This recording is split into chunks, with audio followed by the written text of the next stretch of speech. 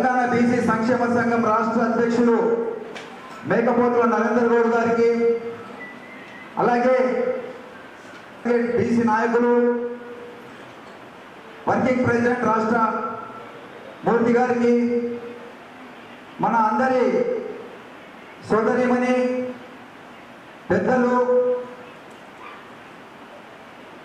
ఆకుల లలిత గారికి, మిగతా వేదిక మీద ఆశీర్వదించిన బొబ్బిలి నరసన్న గారికి, సిఆర్ గారికి, విఠోబాబు గారికి, అలాగే భట్టు గారికి, మిగతా ఈ కార్యక్రమానికి విచ్చేసినటువంటి ప్రతి ఒక్కరికి నిజామాబాద్ బీసీల ఐక్యత, బీసీల ఐక్యత. మనమెంతో మనకంత, మనమెంతో మనమెంతో.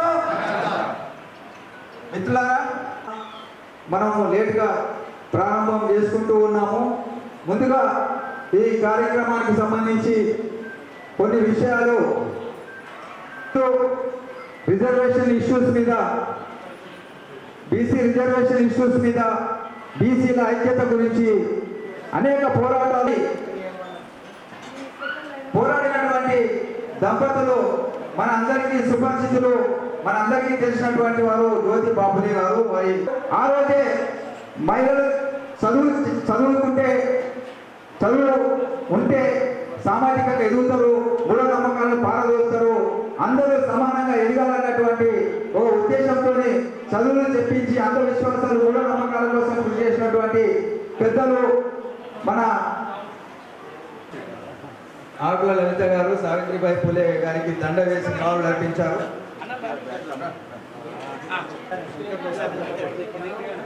జై బీసీ, వర్ధిల్లాలి బీసీల ఐక్యత.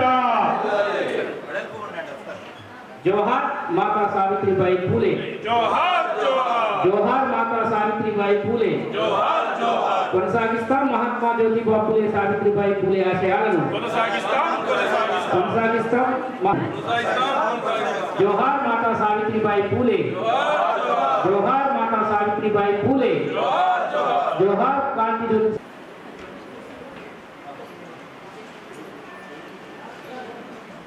జై బీసీ, కొనసాగిస్తాం సావిత్రిబాయి గారి ఆశయాలను. తెలంగాణ బీసీ సంక్షేమ సంఘం నిజామాబాద్ జిల్లా సమావేశానికి విచ్చేసిన అతిరత మహోదోతులు, మహిళలకు, అలాగే రాష్ట్ర అధ్యక్షులు, అట్లాగే ఆకుల లలిత మేడం గారు, మళ్ళీ బొబ్బిలి నరసన్న గారు, శ్రీహరి గారు, అలాగే మూర్తి గారు, కపిల్, గంగామోహన్ గారు, ఇక్కడికి విచ్చేసిన మన సంఘ సభ్యులందరికీ కూడా విన్నవించుకునేది ఏంటంటే కొద్దిగా సమయం లేట్ అయినందుకు ఈరోజు చాలా మంచి రోజు. మన మిత్రులు కూడా చాలా మంది వచ్చారు. ఎందుకంటే ఈ గవర్నమెంట్ కూడా చేసింది మంచిదే. ఇప్పటి వరకు ఎవ్వరు కూడా మన బీసీల గురించి పట్టించుకోలేదు. కానీ గవర్నమెంట్ అసెంబ్లీలో ఆర్డినెన్స్ వాటి గురించి కానీ కేవలం మనకు ఇప్పుడు ఆర్డినెన్స్ జారీ చేసేది మనకు బీసీలకు రిజర్వేషన్ వచ్చిందని చెప్పి మన రాష్ట్రంలో ఉన్న నాయకులు పెద్ద ఎత్తున సంబరాలు చేసుకున్నారు. దాంతోపాటు మన ఎమ్మెల్సీ కవిత గారు కూడా సంబరాలు చేసుకున్నారు. ఎందుకు ఈ సంబరాలు ఆమె ఇచ్చిందా మనకు? ఆమె ఉన్నప్పుడు 10 సంవత్సరాలు ఉన్నది, ఏం చేసింది ఎమ్మెల్సీ కవిత గారు అని అడుగుతున్నా. నరేందర్భాయ్ మన స్టేట్ నాయకులు కూడా వినాలా ఇది, వారు కూడా ఇప్పుడు ఆర్డినెన్స్ జారీ చేసిందని చెప్పి మూసుకొని కూర్చుండద్దు. ఎందుకంటే రాష్ట్ర స్థాయిలోనే ఇది పెద్ద ఎత్తున ఆందోళన చేయాల్సిన అవసరం ఎంతైనా ఉంది మనకు. ఇప్పుడు ఆర్డినెన్స్ జారీ చేసింది, గవర్నర్కి పంపించడం అని చెప్పి మన సీఎం గారు కూర్చున్నారు. అంతేకాకుండా మొన్న రీసెంట్లీ ఢిల్లీలో ఆందోళన ధర్నా కూడా చేసినట్టు తెలుసు మనకందరికీ. మన రాష్ట్ర స్థాయిలో చేయాల్సింది చాలా పని ఉంది. కాబట్టి రాష్ట్ర స్థాయి కాదు, మన గ్రామీణ స్థాయి నుంచి పెద్ద ఎత్తున తెలంగాణ ఉద్యమాలు ఎలా చేశామో ఉద్యమం చేసినప్పుడే మనకు రిజర్వేషన్ వస్తుంది. ఎందుకంటే 1994లో అప్పుడున్న గవర్నమెంట్ సెంట్రల్ గవర్నమెంట్ని తలదించుకునేలాగా అప్పటి బ్రాహ్మణ కులంలో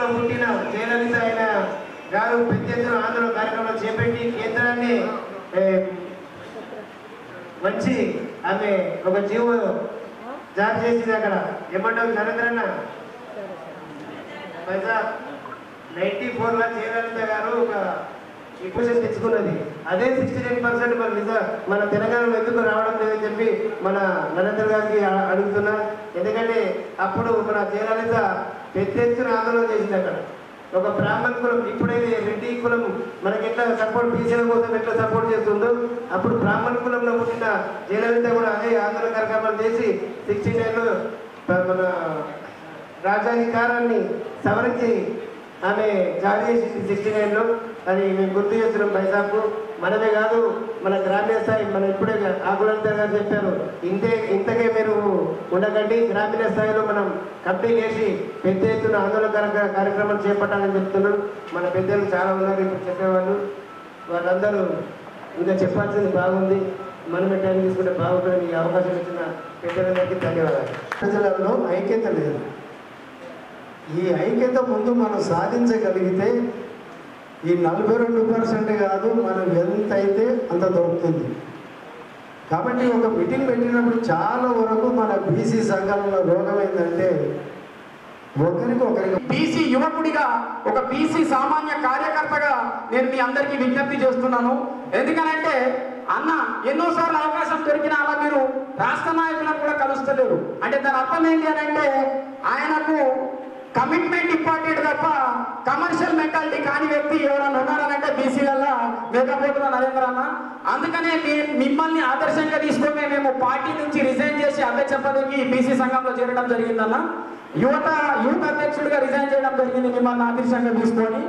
ఇంకొక విషయం ఏంటంటే మొట్టమొదటి ఏదైతే మనం ఈరోజు పెట్టుకున్న విద్యా ఉద్యోగ స్థానిక సంస్థల్లో 42% బీసీ రిజర్వేషన్ల కోసం పోరాటం అనేది కేంద్ర ప్రభుత్వం నుంచి ఇప్పుడు కాదు, కాంగ్రెస్ ప్రభుత్వం రాకముందే టీఆర్ఎస్ గవర్నమెంట్లనే ధర్నా చేసిన ఏకైక ఇప్పుడున్న అధ్యక్షుడైనటువంటి కేంద్ర మంత్రి అయినటువంటి కిషన్ రెడ్డి గారి ప్రోగ్రాంల ప్లకార్డులు పెట్టి ధైర్యంగా అరెస్ట్ అయిన వ్యక్తి ఎవరైనా ఉన్నారనంటే అది బీసీ మేకపోతుల బీసీ సంఘ నాయకులు మేకపోతుల నరేంద్రన్న మాత్రమే. ఎందుకనంటే కొట్లాడేది కొంతమంది. ఈ రోజు బీసీలలో జరుగుతున్నది ఏంటంటే పేరు ప్రఖ్యాతలు ఇంకా కొన్ని బీసీ సంఘాలు ఓన్ చేసుకుంటున్నాయి. నేనేమంటున్నా అంటే నిజమైన మీ గుండెల మీద చేసుకొని ఎవరైతే బీసీల కోసం కొట్లాడతారో వాళ్ళని తక్కువ మంది గుర్తుంచుకుంటారు. కానీ అన్న చరిత్రలో తెలంగాణ బీసీ సంక్షేమ సంఘం సమావేశానికి వచ్చేసిన ముఖ్య అతిథులు, గౌరవనీయులు, నా తోటి మిత్రుడు మేకపోతే పెద్ద నాయకులు ఉన్నారు. వీళ్ళందరినీ మనం ఉపయోగించుకోవాలి. అక్కడ నరసన్న ఉన్నారు, అతను రిటైర్డ్ హెడ్ మాస్టర్ గారు ఉన్నారు, ఇక్కడ బాస రాజేశ్వర్ గారు ఉన్నారు, సీనియర్ అడ్వకేట్ గారు. మన మేకపోతుల నరేందర్ గౌడ్ గారి నుంచి నాకు గత 20 సంవత్సరాల నుంచి వారితో మంచి అనుబంధం ఉంది. వారు కొన్ని వందల కార్యక్రమాలు చేశారు. ఈవెన్ ఢిల్లీలో కూడా మంచి మంచి కార్యక్రమాలు చేశారు. ఒక ఛాలెంజ్గా తీసుకొని చేశారు. అదేవిధంగా మన మిత్రుడు చెప్పినట్టు, ఇంతకుముందు మన మిత్రుడు చెప్పినట్టు ఖైరతాబాద్లో విశ్వేశ్వరయ్య భవన్లో ఆ రోజు కిషన్ రెడ్డి మాట్లాడినప్పుడు అసలు అది అలాంటి సంఘటన నేను మొదటిసారి చూడటము. మేకపోతుల నరేందర్ గౌడ్ గారు ఎంత ఉధృతంగా ఒక జ్యోతిబా పూలే ఆవరించినంత భయంకరంగా ఆయన బీసీల గురించి ప్లే కార్డ్స్ పట్టుకొని చేస్తేను వాళ్ళంతా స్టన్ అయిపోయారు. మొత్తం రాష్ట్ర నాయకులు, దేశ నాయకులు ఆ రోజు ఎవరు ఇతను, ఈ యువకుడు ఎవరు, ఇతను చాలా భవిష్యత్తున్న యువకుడు అని అన్నారు. అదే ఆయన నిలబెట్టుకుంటున్నాడు. తర్వాత కాలంలో కూడా చాలాసార్లు ఢిల్లీలో కూడా మేము మీటింగ్ చేయడం జరిగింది. అయితే ఇప్పుడు ఈ మీటింగ్ మనం ఎందుకు పెట్టుకున్నామంటే మనం తెలంగాణ రాష్ట్రం సాధించుకోవడానికి ఉద్యమాలు చేశాము. అయితే మనకు భౌగోళిక తెలంగాణ వచ్చింది కానీ సామాజిక తెలంగాణ మాకు రావాల్సిన అవసరం ఉందని మీ అందరికీ తెలుసు. రెండవది ఏంటంటే మన బీసీ కులాలలో మనం కుల మీటింగులు పెట్టుకుంటే, ఇప్పుడు నాది పద్మశాలి కమ్యూనిటీ మీటింగ్ పెట్టుకుంటే జనాలు వస్తున్నారు. అదే మరి మన బీసీలు అంటే ఇప్పుడు ఎంతమంది లేవు, ఇప్పుడు సుమారు ఒక 20-30 కులాల వాళ్ళు మెజారిటీ వాళ్ళు ఉన్నారు. మన మిత్రుడు చెప్పినట్టు అంటే పిలిస్తే రావడం కాదు, తెలిస్తే రావాలని మన మిత్రులు కొంతమంది అంటుంటారు. బీసీ మీటింగ్ ఉందని తెలిస్తేనే రావాలి. ఇప్పుడు 42% రిజర్వేషన్స్ విధానం ఏదైతే మన కాంగ్రెస్ ప్రభుత్వం ప్రకటించిందో అది ఏంటంటే ఇప్పుడు మనకు మళ్ళీ జ్యోతిబా పూలే గారు రారు. బిఆర్ అంబేద్కర్ గారు కూడా రారు. కానీ వాళ్ళ ఆశయ సాధన కోసము చాలా మంది బీసీ నాయకులు పోరాటం చేస్తున్నారు. అందులో మన మేకపోతుల నరేందర్ గౌడ్ గారు ఒకరు. సో మనం ఏంటంటే ఇప్పుడు స్థానిక సంస్థల్లో కానీ, జెడ్పీటీసీలో కానీ, ఎంపీటీసీలో కానీ, విలేజ్ లెవెల్లో వార్డు మెంబర్స్లో కానీ ఈ వర్గాల్లో బీసీలు ముందుకు రావాలి. ఇప్పుడు ఇంత శాతం మంది కూడా వీళ్ళకి అవకాశం లేదు, వీళ్ళకి పట్టించుకునే నాటం లేదు. దీనికి కారణం ఏంటంటే బీసీలలో చైతన్యం లేకపోవడం. ముఖ్య కారణము బీసీలో చైతన్యం లేకపోవడం. ఈనాడు 42% కోసం మనం పోరాటం చేస్తున్నాము. అసలు 42% అనేది మనం 60 దేశం ముఖ్యము, రిజర్వేషన్ ముఖ్యం కాదు అని చెప్పేసి వాళ్ళతో అంత పెద్ద సెక్షన్ మన వాళ్ళు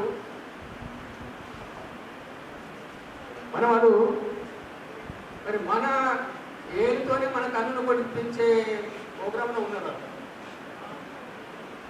మన వాళ్ళతో అనిపిస్తున్నారు, మనకి ప్రయత్నం చేస్తున్నారు. దీనికి అడ్డంగా గోపాలు జరుగుతున్నారు. ఎవరు అనేది కూడా ఇప్పుకోవడానికి మనల్ని వార్తలు చూస్తున్నాము. అయితే ఈ విషయం ఏంటంటే ఈ బీజేపీ గవర్నమెంట్, టీఆర్ఎస్ గవర్నమెంట్ అసలు ఎందుకు ఇట్లా మాట్లాడుతున్నారు? మేము జనాభా 60% మనం ఉన్నాం కూడా, అలా 20% 10% ఓచలు ఉన్నాయి, 50% మన బీసీలు ఉన్నాయి కూడా వాళ్ళు సాధించలే కూడా ఉంటారు. ఎందుకంటే దానికి యూనిట్ లేక అసలు యూనిట్ ఎక్కడ నుంచి బాగా ప్రాబ్లం ఉంది. ఈ మీటింగ్ వెళ్ళబట్టి 10 రోజులు చెప్తున్నటువంటి జనాభా కూడా బాధిస్తుంది. సరే అయితే ఏమో అనుకున్న ప్రకారం వచ్చింది. కానీ అసలు విషయం అంటే మన దాంట్లో యూనిటే కావాలి. ఏం లేవని కంప్లీట్ ఉన్నాయి. గ్రామీణ స్థానంలో కంట్రోల్ లెక్క ఉన్నాయి. కొన్ని మండలం అయినాయి, ఇంకా కూడా మండలం వేసుకుంటే గ్రామీణ కేంద్రం విలువ గ్రామీణ స్థాయిలో కూడా మండలం వేసుకుంటే ఇక్కడ కేంద్రం తీసుకొస్తే బాగుంటుంది. ఎక్కడ వచ్చిన గ్రామాల్లో కదా స్థానికంగా కూర్చోండి కానీ ఓట్లలో కూర్చోండి కానీ 38% రిజర్వేషన్ అనేది ఉంటుంది. కానీ దానికి మనకు ఆచరణ అవుతుంది. కాబట్టి ఇప్పటికైనా మనకు నచ్చిన మన అందరూ మనం చదువుకోవాలి. కానీ గ్రామంలో పోయినా కూడా మనం చూసి మనతో 10 మంది చర్చ 42% బీసీ ఐక్యతను సాధించాలని చెప్పి, అలాగే రాష్ట్ర ప్రభుత్వం ఏదైతే అన్ని పార్టీలకు అతీతంగా ఈ రాష్ట్ర ప్రభుత్వం 42% రిజర్వేషన్ ఏదైతే కల్పిస్తామని చెప్తుందో దానికి మనం అందరం మద్దతుగా తెలిపి మనము ఈ బీసీ ఐక్యతను చాటి మనం రిజర్వేషన్ సాధించుకోవాలని చెప్పి కోరుతున్నాను.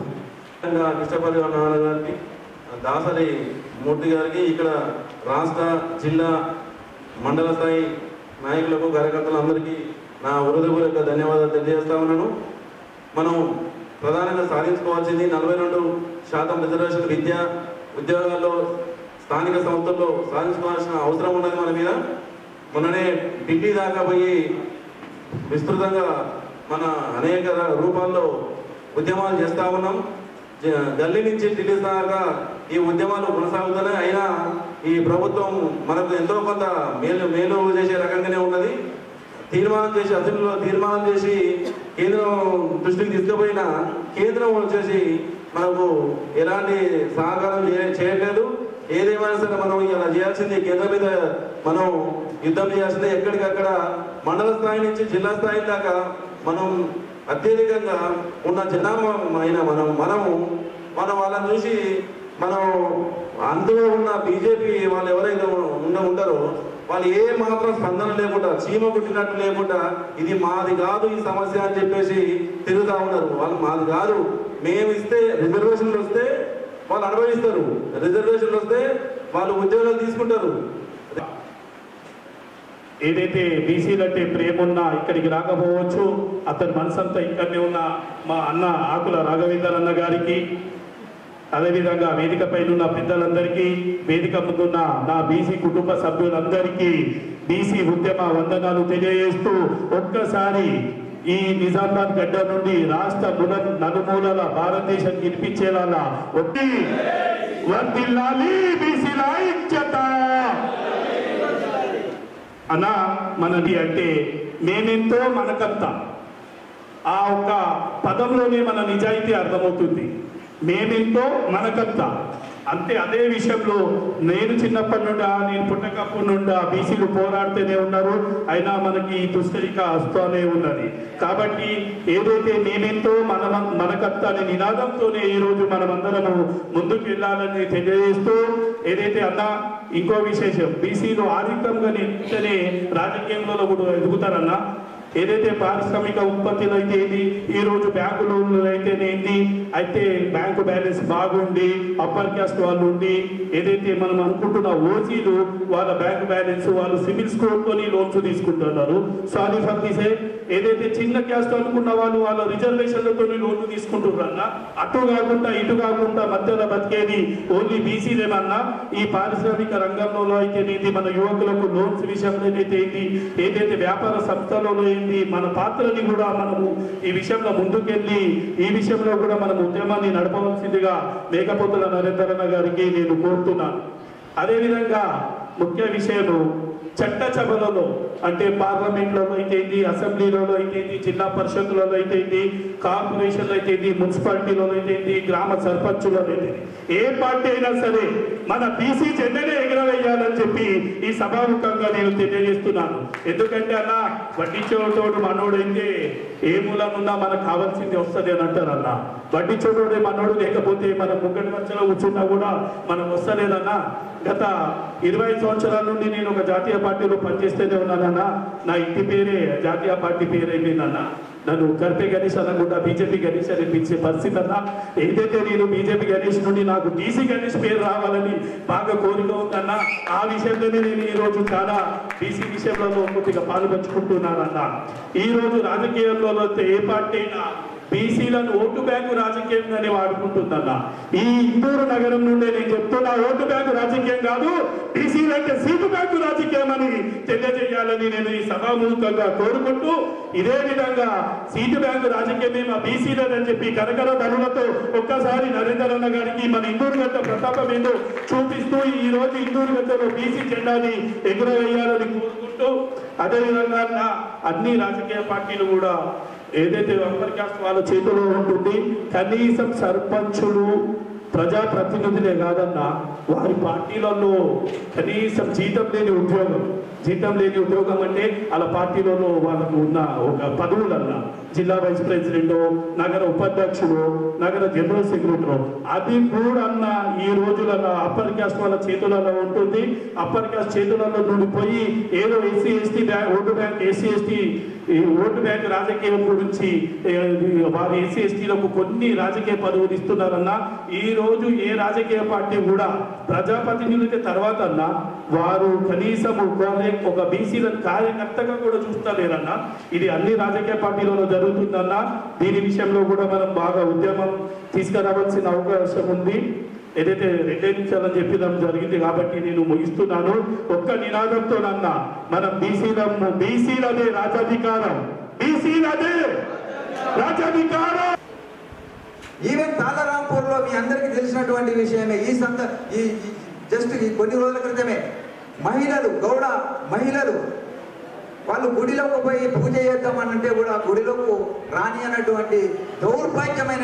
ఈరోజు తెలంగాణ బీసీ సంక్షేమ సంఘం ఆధ్వర్యంలో మన నిజామాబాద్లో ఫస్ట్ మీటింగ్ పెట్టడం జరిగింది. దీనికి అధ్యక్షత వహించిన మన రాష్ట్ర అధ్యక్షులు మేకపోతుల నరేందర్ గౌడ్ గారు మరియు మూర్తి వర్కింగ్ ప్రెసిడెంట్ మూర్తి గారు, మరి ఇక్కడ వచ్చిన మా జిల్లా నాయకులు, రాష్ట్ర వైస్ ప్రెసిడెంట్ పప్పిల్ నర్సయ్య గారు, మరి మా సోదరుడు బలరాం గారు, మరి ఇక్కడ వచ్చిన లాయర్ గారు, మరి ఇక్కడ నాయకులందరికీ ఒక్కరికి, మరి ఇక్కడ వచ్చిన ముందున్న మా సోదరులు సోదరిమణులు, మా స్టూడెంట్స్ అందరికీ నా యొక్క నమస్కారం తెలియజేస్తా ఉన్నా. నాకు చాలా సంతోషంగా ఉంది. కానీ ఒకటి ఏంటంటే అన్న వాళ్ళు మీటింగ్ పెడితే ముందే మాకు చెప్తే బాగుంటుంది. ఎందుకంటే చాలా మంది వస్తారు, బీసీలు ఎక్కువ ఉన్నారు కాబట్టి మీరు నిన్ననే చెప్తే నైట్లో వచ్చి ఇంకా ఈ వరకు మా సోదరి మనులందరం రావడం జరిగింది. ఇట్లా కాకుండా మీరందరూ మా వాళ్ళని కూడా కమిటీలో వేస్తే బాగుంటుందని ఈ సందర్భంగా నేను తెలియజేస్తున్నా. ఇంకోసారి మీటింగ్ పెడితే కనీసం ఒక 1000-2000 మందితోనే మనం మీటింగ్ పెడతాము. అది ఒక హైలైట్ మీటింగ్గా ఉంటుందనేసి సందర్భంగా తెలియజేస్తూ ఉన్నాను. ముఖ్యంగా మీ అందరూ తెలిసిన విషయం, ఈరోజు స్టూడెంట్స్ వచ్చిందంటే జ్యోతిరావు పూలే, సావిత్రిబాయి పూలే వాళ్ళ హక్కుల మేరకు ఈరోజు మా పిల్లలందరూ మనమందరము బయటకు వచ్చినాం. ఈరోజు పిల్లలందరూ చదువుతున్నారంటే వాళ్ళదే పుణ్యం అనేసి సందర్భంగా తెలియజేస్తున్నాను. వాళ్ళ రిజర్వేషన్ వరకు ఎంతో మంది పోరాడిండ్రు వాళ్ళు. ఎందుకంటే ఫస్ట్ స్కూళ్ళు స్థాపించిందంటే జ్యోతిరావు పూలే గారు వారి భార్య సావిత్రిబాయి పూలేను చదివి నేర్పించిన ఘనత మొదటి ఉపాధ్యాయురాలంటే సావిత్రిబాయి పూలే. వారి స్ఫూర్తితో మనం ముందుకు వెళ్ళాలి. ఎందుకంటే మనం బీసీలు అధిక శాతంలో ఉన్నాం, కానీ ఐక్యత లేదు. ఈరోజు మనం ఐక్యత ఉంటే ఏదైనా సాధించగలుగుతాం అనేసి సందర్భంగా తెలియజేస్తూ ఉన్నాను. ముఖ్యంగా ఇప్పుడు 42% రిజర్వేషన్ మొన్న ఢిల్లీలో మేము అందరం వెళ్ళాం రిజర్వేషన్కు. మన ప్రియతమ నాయకులు మన సీఎం గారు కూడా రావడం జరిగింది. అప్పుడు కనిమొళి గారు పార్లమెంట్ మెంబర్స్ అందరూ వచ్చి చెప్పారు. ఎందుకంటే 69% ఇవ్వడం జరిగింది అక్కడ, మనకేమో 42% కానిస్తలేరు. కాబట్టి ఇప్పుడు ఎలక్షన్స్కు పోకుండా ఉంది. ఇప్పుడు మన ముఖ్యమంత్రి గారు కూడా తప్పకుండా 42% ఇచ్చి ఎలక్షన్కి వెళ్తారనేసి సందర్భంగా నేను తెలియజేస్తున్నా. మనం అందరం కూడా ఒకసారి మన కమిటీ వాళ్ళందరూ కలిస్తే బాగుంటుంది. ముఖ్యమంత్రి గారిని 42% రిజర్వేషన్ అన్ని ఎలక్షన్స్లో ఇప్పుడు మన ఎలక్షన్స్ కానీ మన ఎంప్లాయ్మెంటే కానీ ఇస్తే బాగుంటుంది అనేసి మనం ఒక డిమాండ్ చేయాలి. ఇప్పుడు ఎలక్షన్కు వెళ్ళాలంటే 42% రిజర్వేషన్లో ఇస్తేనే మనము అధిక మొత్తంలో మన బీసీలకు సీట్లు వస్తాయి, మళ్ళీ జనరల్లో కూడా రావడం జరుగుతుంది. కాబట్టి మనము ఫైట్ చేయాలి కంపల్సరీ. ఎందుకంటే మన రాష్ట్రంలో ఉన్న కానీ సాధించుకోవాలనేసి సందర్భంగా తెలియజేస్తూ ఒక రిప్రజెంటేషన్ కూడా ఇవ్వాలి సీఎం గారికి, ఇస్తే బాగుంటుంది. ఎందుకంటే వాళ్ళు ఇప్పుడు ఈ మధ్య మన ఇందిరమ్మ ఇల్లు కానీ ఇవన్నీ ఇవ్వడం జరుగుతుంది. మనము ఎన్నో సంక్షేమ పథకాలు కానీ ఇవి చేయగలుగుతున్నామంటే మన కాంగ్రెస్ పార్టీ వల్లనే. బడుగు బలహీన వర్గాల పార్టీ అంటే కాంగ్రెస్ పార్టీ. ఎందుకంటే మనం అందరం కలిసి ఈ 42% రిజర్వేషన్ కూడా సాధించుదాం. మన బీసీలు ఎవరు నిలబడ్డా కానీ దానికి తప్పకుండా మనం కృషి చెయ్యాలనేసి ఈ సందర్భంగా తెలియజేస్తూ, ఇంకోసారి మనం మీటింగ్ పెడితే మట్టుకు మన హాల్ నిండిపోవాలా అనేసి ఈ సందర్భంగా తెలియజేస్తూ అన్నగారికి తెలియజేస్తూ జై బీసీ, జై బీసీ. అంటే ప్రతి వ్యాసం ప్రతి కామెంట్ చదువుతారు, చాలా చక్కగా రాస్తారు. ఇప్పుడున్న సమాజం మీద, ఈ భారతీయ వ్యవస్థ మీద పట్టున్నటువంటి వ్యక్తి భాష రాజేశ్వర్. అంత చక్కగా ఆయన రాసినవి ఉంటాయి. ఈరోజు కలవటం చాలా సంతోషం. నేను బొబ్బిలి నరసన్న ఒక విషయం చెప్పింటే దాని మీద కూడా క్లారిటీ ఇస్తా. ముఖ్యంగా మన బీసీ ఉద్యమాలలో మన వాళ్ళు ఎక్కువ మంది రాలేదు, మనం తక్కువ మంది ఉన్నాము అనేది అంటారు. అటువంటి మనసు వచ్చి తీసేది. ఈ దేశంలో 1885లో కాంగ్రెస్ పార్టీ ఏర్పడ్డప్పుడు 21 మందితో పార్టీ గట్లనే ఉందా? ఎగ్డే వారు ఆర్ఎస్ఎస్ పెట్టినప్పుడు 30తో పెట్టి దసరా పండుగ అట్లనే ఉందా? ఈ రాష్ట్రంలో ఆర్ కృష్ణయ్య గారు ఫస్ట్ బీసీ సంఘం పెట్టి ఆయన శిష్యుని. ఈరోజు ఆర్ కృష్ణయ్య గారు ఎక్కడ ఉన్నాడు, బీసీ సంఘం ఎక్కడ ఉంది? ప్రతి ఒక్క బీసీ బిడ్డ, ప్రతి ఒక్క బీసీ ఆడబిడ్డ ఇక్కడ లేకుండొచ్చు, ప్రతి ఇంట్లో ఉండి నేను బీసీని, బీసీల కోసం మేము పనిచేస్తున్నాం. మన దేశంలో 2 జాతీయ ప్రధాన పార్టీలు ఉన్నాయి. మన రాష్ట్రంలో ఒక ప్రాంతీయ పార్టీ ఉంది. ఈ జాతీయ ప్రధాన పార్టీల్లో ముఖ్యంగా జరుగుతుంది ఏంటంటే, బీజేపీ వాళ్ళు ఏం చేస్తారంటే మేము బీసీలకు నాయకత్వం ఇస్తాం. నాయకత్వం అంటే ఎవరు? బండి సంజయ్, ధర్మపురి అరవింద్, నరేంద్ర మోడీ, పోతే బండారు దత్తాత్రేయ, ఇట్లా వాళ్ళు ఏం చేస్తారు? నాయకత్వం ఇచ్చి ఏం చేస్తారంటే, తెలంగాణలో మన చిన్న రోహింగ్యా గో బ్యాక్ అంటున్నాయి. అరే దేడి మాకు నీకు కేంద్ర మంత్రి పదవి ఇచ్చింది, రోహింగ్యా గే బ్యాక్ అన్నట్టు బట్టి లోపలేసి బంగ్లాదేశ్ ఓటుకి ఉంటారు. ఇక్కడ వాళ్ళు ఉండరా? ఎవరు అనలేదు కదా. నరేంద్ర మోడీకి ఎందుకు అధికారం వచ్చింది? వాళ్ళు తురుకోళ్ళు మన మీద దాడి చేస్తున్నారని చెప్పి ఏడవడికి నీకు అధికారం ఇచ్చింది. పోయి అధికారం ఇస్తే నువ్వు ఏడనో బంగ్లాలో పడుకొని రోజుకు లక్షలు ఖర్చు పెట్టుకొని పెద్ద పెద్ద పోట్లు వేసుకొని నరేంద్ర మోడీ అధికారంలోకి రాగానే ఫస్ట్ బీసీ ఉద్యమానికి ఉన్న పిల్లర్ల గురించి అగ్రకుల పేదలకు రిజర్వేషన్లు ఇచ్చింది. నేను మొన్న కాంగ్రెస్ పార్టీ వాళ్ళు రాహుల్ గాంధీ గారిని జోడో యాత్రలో నాకు కలవడానికి అవకాశం ఇచ్చింది. ఈ అల్లాదుర్గ్ అని ఉంటుంది ఆందోళన. అక్కడ కాంగ్రెస్ పార్టీ దగ్గర 135 సంవత్సరాల చరిత్ర ఉన్న కాంగ్రెస్ పార్టీ, 140 సంవత్సరాల చరిత్ర ఉన్న కాంగ్రెస్ పార్టీ వాళ్ళు ఒక ఇష్యూ తీసుకురంటే దాని అంతం చూసేటప్పుడు చూస్తారు. భారత స్వాతంత్రం కావాలని తెచ్చేదాకా కాంగ్రెస్ పార్టీ నిద్రపోతుంది. ఇందిరాగాంధీ గరీబీ హఠావో అన్నది. ఈ దేశంలో దళితులకి ప్రతి ఒక్కరికి ఇల్లు ఇచ్చింది, ప్రతి ఒక్కరికి భూమి వచ్చింది, ₹1. ఇదైతే మనకు తెలుసు కదా. ఆ వారసత్వం తెచ్చినటువంటి రాహుల్ గాంధీ ఈరోజు సామాజిక న్యాయం చేస్తారు. ఎటువంటి సామాజిక న్యాయం? మన రాష్ట్రంలో చాలామంది తెలుసుకోవాల్సిన 2009-10లో జస్టిస్ కేజీ బాలకృష్ణ అనేటటువంటి ఒక జడ్జి, సుప్రీంకోర్టు జడ్జి, ఆయన దళితుడే, కేరళ. అంబేద్కర్ వాదని చెప్తాడు. ఆయన చాలా మీటింగ్లను ఆయన క్వశ్చన్ చేశారు. కృష్ణమాది గారు అన్నాడు, లే నరేందర్ అట్లా మాట్లాడదు. లే నరేందర్ కాదు, ఈయన స్థానిక సంస్థల్లో రిజర్వేషన్లు 50% సీలింగ్ దాటుందని ఇచ్చిండు కదా. ఈయన ఈరోజు రిటైర్డ్ అయిన తర్వాత అంబేద్కర్ ఉపన్యాసాలు ఎట్టిస్తాడు? ఇవ్వద్దు కదా. దానికి ఒక స్వప్నారెడ్డి అనేటారు, ఒకతను కృష్ణమూర్తి, ఇంకా కర్ణాటక నుంచి కొంతమంది, మహారాష్ట్ర నుంచి కొంతమంది ఈ స్థానిక ఎన్నికల్లో విద్యా ఉద్యోగ రంగాల్లో ఏ విధంగానైతే రిజర్వేషన్లు 27%కే పరిమితం చేసిరో, 50% స్లాబ్ దాటుందని చెప్పిరు. ఈ స్థానిక రిజర్వేషన్లలో కూడా 50% స్లాబ్ దాటుతుంది అన్నప్పుడు మన రాష్ట్రంలో 60.55% రిజర్వేషన్లు ఇంప్లిమెంట్ అవుతున్నప్పుడు దాని మీద సుప్రీంకోర్టు కొట్టేసి ఇవ్వద్దు, 50% దాటొద్దు అన్నప్పుడు 34% ఉన్న స్థానిక రిజర్వేషన్లు 22కి వచ్చేసి 33కి వచ్చేసి 33 నుంచి మనకేమైనా స్థానిక సంస్థల్లో కేసీఆర్ గారు గిరిజనులకు, లంబాడీలకు 100% రిజర్వేషన్ ఇస్తాం గ్రామ పంచాయతీలు అన్నప్పుడు అక్కడ 18% వచ్చేసి దాని మీద కేసీఆర్ కనీసం మాట్లాడారు. ఆ రోజు బట్టి విక్రమార్క గారిపై మేము రిప్రజెంట్ చేసుకున్నాం. ఆయన ప్రతిపక్ష నాయకుడు బట్టి విక్రమార్క గారు అసెంబ్లీలో క్వశ్చన్ వేస్తే కేటీఆర్ చెప్తారు, ఇది సుప్రీంకోర్టులో కేసు ఉంది కాబట్టి మేమేం చేయలేము, మేము పార్టీ పరాగిస్తామని చెప్పారు. ఆ రోజు బీఆర్ఎస్లో ఉండేటటువంటి పెద్ద పెద్ద నాయకులు ఎవరన్నా బీసీ నాయకులు బయటకు వచ్చి మాట్లాడేదమ్మా, ఎవరన్నా డిమాండ్ చేసేదా ఈ స్థానిక సంస్థలు? చేయలేదు. ఈరోజు ముస్లిం రిజర్వేషన్ల పేరు చెప్పి ముస్లింలకు ఎంత రిజర్వేషన్ వస్తుంది ఇందులో అంటే 4%, 5%. ఎందుకు వస్తుంది అంటే ముస్లింలు ఈరోజు కొత్తగా రాలే బీసీ లిస్టులకి, వాళ్ళు ఎప్పటి నుంచో ఉంటారు. ఈరోజు బీజేపీ పార్టీ ఇన్ని ప్రగల్భాలు పలుకుతుంది కదా, రిజర్వేషన్ల మీద మేము ముస్లింస్ తురుపులు ఉంటే మేము ఇయ్యమని. గుజరాత్లో ముస్లిం రిజర్వేషన్లు ఫస్ట్ తీసేది నరేంద్ర మోడీ దమ్ము. రాజస్థాన్లో ఉన్నాయి, ఉత్తరప్రదేశ్లో ఉన్నాయి, మహారాష్ట్రలో ఉన్నాయి. మహారాష్ట్ర మీ ప్రభుత్వమే కదా, హర్యానాలో మీ ప్రభుత్వమే కదా. దీని మీద మన కాంగ్రెస్ నాయకులు ఎవరైనా మాట్లాడుతున్నారా?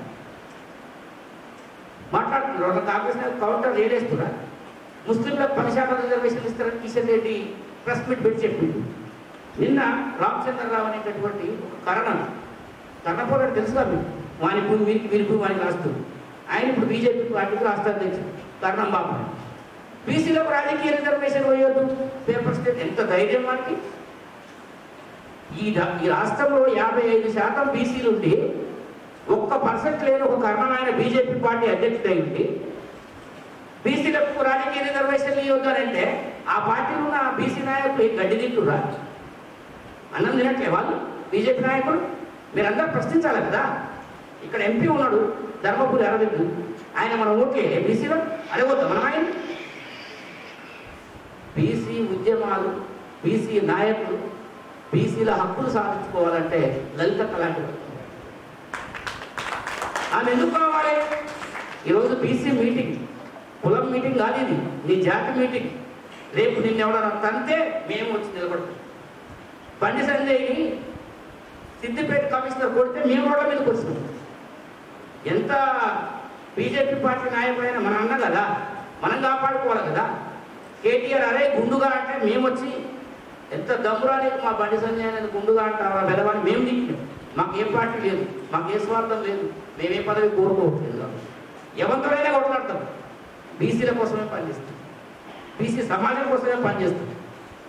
మన రాష్ట్రానికి జాతీయ బీసీ కమిషన్ వచ్చినప్పుడు తల్లోజు ఆచార్య నాకు బాగా దగ్గర అన్నా, మన బీసీ కమిషన్ వస్తుంది తమ్ముడు నువ్వు వచ్చి రిప్రజెంటేషన్ కానీ నేనేమనుకున్నాను, బీసీల డిమాండ్ అనేది నరేంద్ర మోడీకి తెలియాలి.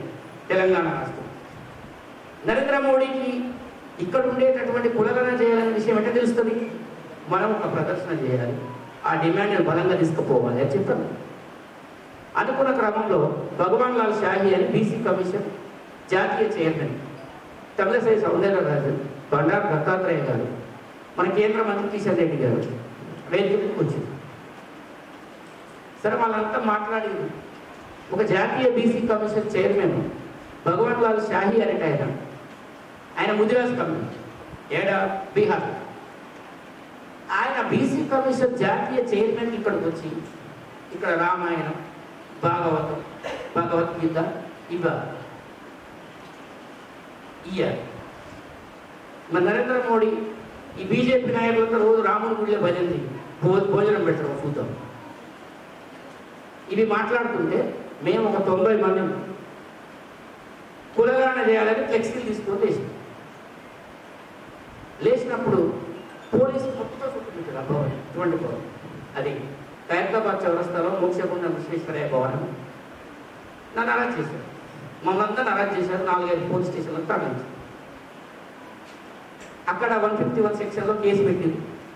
వి హనుమంతరావు అన్న, మది అన్న, ఆ తర్వాత కొంతమంది టీఆర్ఎస్లో ఉంటే బీసీ నాయకులు, ఈగల రాజేశ్వర అన్న వాళ్ళంతా కూడా మాట్లాడి వాళ్ళు ప్రొటెక్ట్ చేసి మీకేమైతుందని చెప్పండి అడిగిన తర్వాత ఒక్క బీసీ నాయకుడు మా బీసీ బిడ్డలను అరెస్ట్ చేసేదని మనం చూడలేదు. ఇంకెక్కడి నుంచి వస్తుంది అయితే? రాజేంద్ర అన్నకు అన్యాయం జరిగితే మా బీసీ బిడ్డ అన్యాయం జరిగింది. ధర్మపురి అరవింద్ని పోలీసులు సరైనది. బండి సంజయ్ని ఆడ దుబ్బాక ఎలక్షన్లలో పోలీసులు పట్టుకుంటారు. రాష్ట్ర అధ్యక్షుడు అయినప్పుడు కిషన్ రెడ్డి దగ్గర కొట్టించింది. కిషన్ రెడ్డి కొట్టించిందని మేమే ఆరోపణ చేసిన స్టేట్మెంట్స్ కూడా కిషన్ రెడ్డి కొట్టించింది. అయ్యా మేమే బీసీ నాయకులు నిలబడతాం. బండి సంజయ్ ధర్మపురి అరవింద్ మీద కూడా కవితతో దాడి చేసినప్పుడు మేమే నిలబడి. మరి బీసీలకు సమస్య వచ్చినప్పుడు వీళ్ళు నిలబడాలి కదా. ఈ మంద వైఖరి ఈ నాయకులకు చిత్తశుద్ధి లేదా? మొన్న బండి సంజయ్ ఎక్కడ బీసీ నాయకులు ఎక్కడ బీసీ నాయకులు ఎక్కడ నువ్వు కాదా నాయనా బీసీ? నువ్వేం కర్ణవనువా లేకపోతే బాపనువా, రెడ్డివా, బ్రాహ్మణువా? అచ్చా, అయితే ఈ 42% రిజర్వేషన్ అనేది ఏం జరిగిందంటే ఆ రోజు చాలా క్లిష్టమైన పరిస్థితి 2010-11 వచ్చినప్పుడు కేంద్ర మంత్రి గుంజాల శివశంకర్ గారి అబ్బాయి డాక్టర్ వినయ్ కుమార్ గారు, ఆయన పెద్ద డాక్టర్, బెంగళూరులో ఉండేటటువంటి ఒక రవివర్మ అనేటటువంటి ఒక అడ్వకేట్ని పట్టుకొని స్టే తీసుకొచ్చింది. స్టే తీసుకొస్తే అది 2017 ఒప్పుకొని ఆయన రాజకీయాలు లేదు, ఆయన ప్రొఫెషనల్ నిజామాబాద్ ఎంపీ కూడా పోటీ చేసిన ప్రజారాజ్యం నుంచి. అటువంటి నాయకుడు గెలిపించుకోవడంలో మనం విఫలమైంది. మన కోసం పనిచేసే నాయకుడు గెలిపించుకోవడంలో మనం విఫలమైంది. లలిత కొద్ది లలిత కలాంటి నాయకులు మనం గెలిపించుకోవాలి. ఎందుకంటే ఈరోజు కొట్టారు మనకు అండగా నిలబడి అండగుండే నాయకుడిని గెలిపించుకోకుండా ఎవడో గుజరాత్ వాడు కావాలి, రాజస్థాన్ వాడు కావాలి. రేపు బండి సంజయ్ నిలబడితే ఎవరైనా ఓట్లు కరీంనగర్ వాళ్ళు కాదు, నాకు గుజరాత్ వాళ్ళు ఇస్తారు ఓట్లు. ఎవరేయాలి బండి సంజయ్? మనమే వేయాల్సింది గుజరాత్ వాళ్ళు ఇస్తారు. ఇంతవరకు అండి 8 మంది ఇప్పుడు ఉండేటటువంటి బీజేపీ ఎంపీలు ఎవడన్నా బీసీ రిజర్వేషన్ల గురించి మాట్లాడినా ఎక్కడ నిలబడదా? మేము నిన్న కాక మొన్న 12-11 తారీఖు కృష్ణపాలన మేము అంతా పోయినాము. నేను మొత్తం మన ఎంపీలంతా తెలంగాణ ఎంపీలంతా ఇన్వైట్ చేసినాము. ఒక్క బీజేపీ ఎంపీ పాపం మల్లు రేవన్న, ఆచార్య కిరణ్ కుమార్ రెడ్డి, మా అనిలన్న, రాజ్యసభ సభ్యుడు అనిలన్న, రాంపూర్ ఆనంద భాస్కర్ అన్న, వీళ్ళందరూ వచ్చి మాట్లాడారు. ఒక్క బీజేపీ బీసీ ఎంపీ అటు ఎక్కలతోంది చూడండి. మేము పెట్టింది 42% రిజర్వేషన్లు పార్లమెంట్లో ఆమోదించి రాజ్యాంగంలో 9వ షెడ్యూల్లో చేర్చాలి. రాజ్యాంగంలో 9వ షెడ్యూల్లో ఎందుకు చేర్చాలనుకుంటున్నామంటే ఇంతకుముందు బొబ్బిలు నష్టన్నాను. తమిళనాడు సాధించుకుంటుంది, తమిళనాడు ఉత్తగా సాధించుకోలేదు. ప్రభుత్వం మేమందరితో సాధించుకుంటూ కింద పడిపోతావు. నీ గవర్నమెంట్ ఉండాలంటే మాకు ఇది కావాలి, పార్లమెంట్లో తీర్మానం ఇచ్చిన చేతుల్లో పెట్టింది. ఇప్పుడు ఇక్కడ ఉండేటటువంటి మన ఎంపీలు కూడా బీజేపీ కావచ్చు, కాంగ్రెస్ కావచ్చు, బీఆర్ఎస్ కావచ్చు, ముందు నిలబడి నరేంద్ర మోడీ దగ్గరికి పోయి ప్రధానమంత్రి గారు మా రాష్ట్రంలో ఈ పనులు నువ్వు చేయాలి అని చెప్పి ఎందుకు ఒక రెడ్డి ముఖ్యమంత్రి రేవంత్ రెడ్డి ప్రెస్ మీట్ పెట్టి బీసీలకు విద్యారంగంలో, ఉద్యోగ రంగంలో, స్థానిక సంస్థలలో మేము 42% రిజర్వేషన్ ఇస్తామని చెప్పి ఆర్డినెన్స్ తెచ్చి చెప్తున్నాం. ఎందుకు ఇక్కడ అక్కలు ఉన్నారు కాబట్టి పార్లమెంట్లో మహిళా బిల్లు పెట్టినప్పుడు మీరు చూసారు పార్లమెంట్లో ఏం జరిగిందో చూసారక్క చూసారండి చూడాలి మీరు. ఈరోజు పోయి పార్లమెంట్లో మహిళా బిల్లు పెట్టినప్పుడు మహిళల కోసం రాహుల్ గాంధీ గారు ఎంత అద్భుతంగా మాట్లాడినప్పుడు చూడాలి. యూట్యూబ్ ఓపెన్ చేయండి, ఫస్ట్ 10 మందికి షేర్ చేయండి. రాహుల్ గాంధీ క్రిస్టియనా, ముస్లిమా, హిందువా, ఏ కులమైనది, ఏ కులమైనా పర్వాలేదు, మన కోసం పనిచేస్తుంది.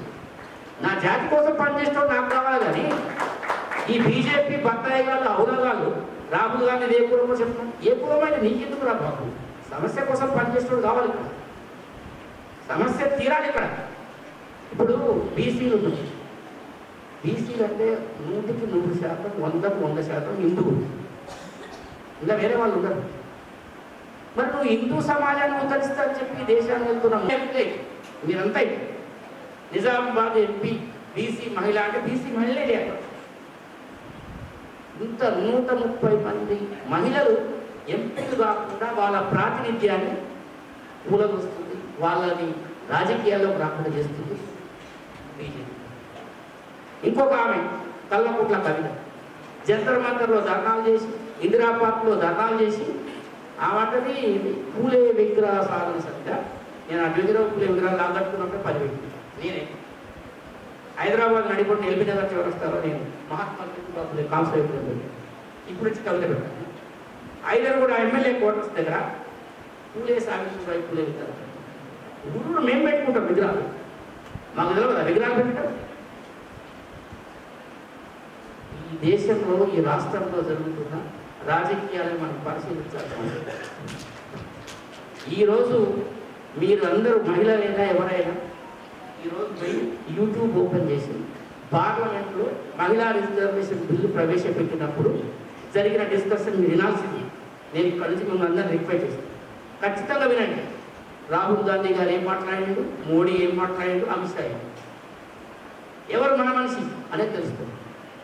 రాహుల్ గాంధీ గారు ఇక్కడ నేను అల్లాదుర్గులో వచ్చినప్పుడు ఆయన రిక్వెస్ట్ చేశాను, సార్ ఈ దేశంలో బీసీలు స్వాతంత్రం నాటి నుంచి నేటి వరకు వాళ్ళ హక్కులు సాధించబడలేదు, వాళ్ళకి ఏమి జరగలేదు, న్యాయం జరగలేదు.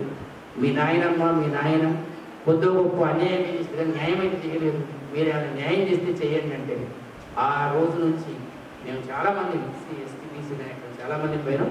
ఆ రోజు నుంచి ఆయన సామాజిక న్యాయ ఎజెండా ఎన్నుకున్నాడు. ఈ దేశంలో ఉండే రిజర్వేషన్లు 50% స్లాబ్ నుంచి నేను 75% తీసుకుపోతా అని చెప్పి అక్క చెప్పింది. మన కనిమొళి గారు మాట్లాడిన ఢిల్లీలో ఏప్రిల్ 2వ తారీఖు నాడు కనిమొళి తర్వాత నేనే స్పీకర్, కనిమొళి అక్క తర్వాత నేనే స్పీకర్. చాలా చక్కగా చెప్పింది. తమిళనాడులో ఎన్ని గ్రూప్ రాజకీయాలు ఉన్నా బీసీల సమస్య అన్నప్పుడు, సామాజిక న్యాయ సంస్థ అన్నప్పుడు అందరూ ఒకటే, పార్టీలు లేదు. ఏ పార్టీ అయినా కానీ పార్టీకి దానికి సంబంధం, బీసీ సమస్యకు పార్టీకి ఏదైనా సంబంధం ఉందా? సంబంధం లేదు కదా. నరేంద్ర మోడీ గారు మీరు 4-5 సందర్భాల్లో మీరు గమనించి రేపు ఎలక్షన్ అనగా నాది చిన్న కులం, నేను చాలా చిన్న, నా కులాన్ని పెట్టి నన్ను అవమానిస్తుంది, నేను నా కులాన్ని అవమానిస్తే ఊరుకోను, నేను బీసీ పెట్టినని చెప్తాను. గెలిచిన తర్వాత పొద్దున్న వేస్తే అంబానీ, అదాని, బనియాలు, బ్రాహ్మణులు ఇదే పని. ఎక్కడన్నా మనం ఆలోచించాల్సిన విషయం ఏంటంటే సాధ్యమైందని. కేసీఆర్ ముఖ్యమంత్రి అయితే మెదక్ జిల్లా మొత్తం సస్యశాల సిద్దిపేట మొత్తం నూనె పోస్తే ఎత్తుకోవచ్చు. వెలమల్ మొత్తము ఆయన ఎవరైనా ఎల్ఐసి ఏజెంట్ 1000 కోట్లు సంపాదించి నాకు తెలిసాయి.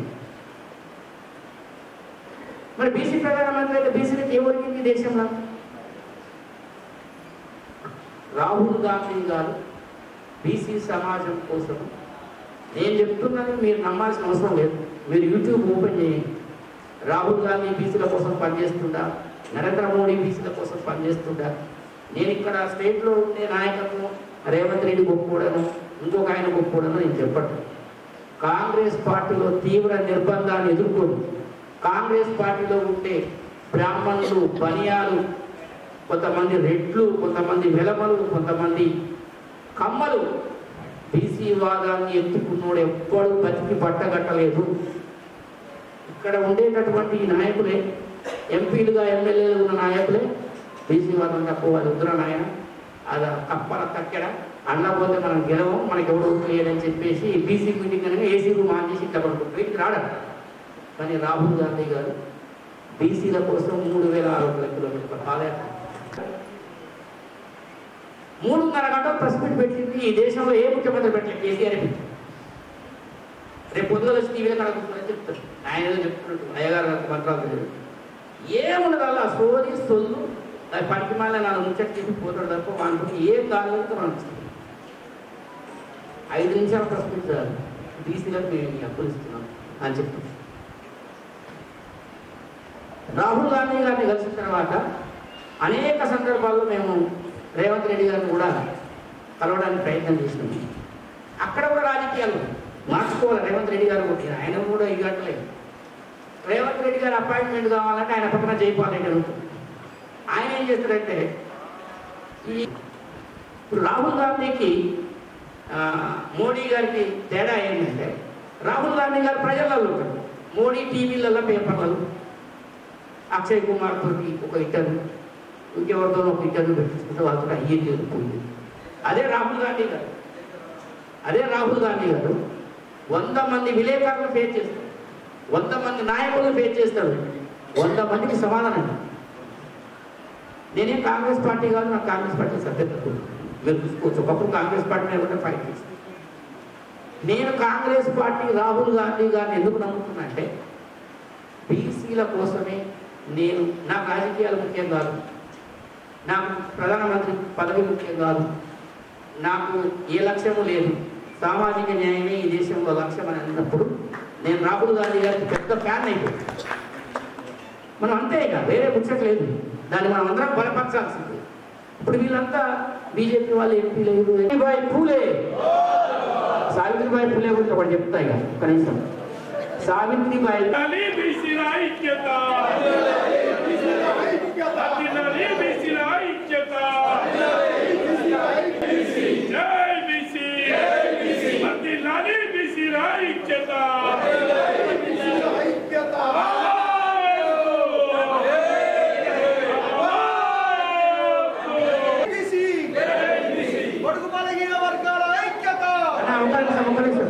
రిజర్వేషన్ విద్యా ఉద్యోగ రంగాల్లో సాధిస్తాం. విద్యా ఉద్యోగ రంగాల్లో 40% రిజర్వేషన్. బీసీల ఐక్యత. జోహార్ మహాత్మా జ్యోతిబా ఫులే సావిత్రిబాయి పూలే. కొనసాగిస్తాం మహాత్మా జ్యోతిబా ఫులే సావిత్రిబాయి పూలే ఆశయాలను. Thank you.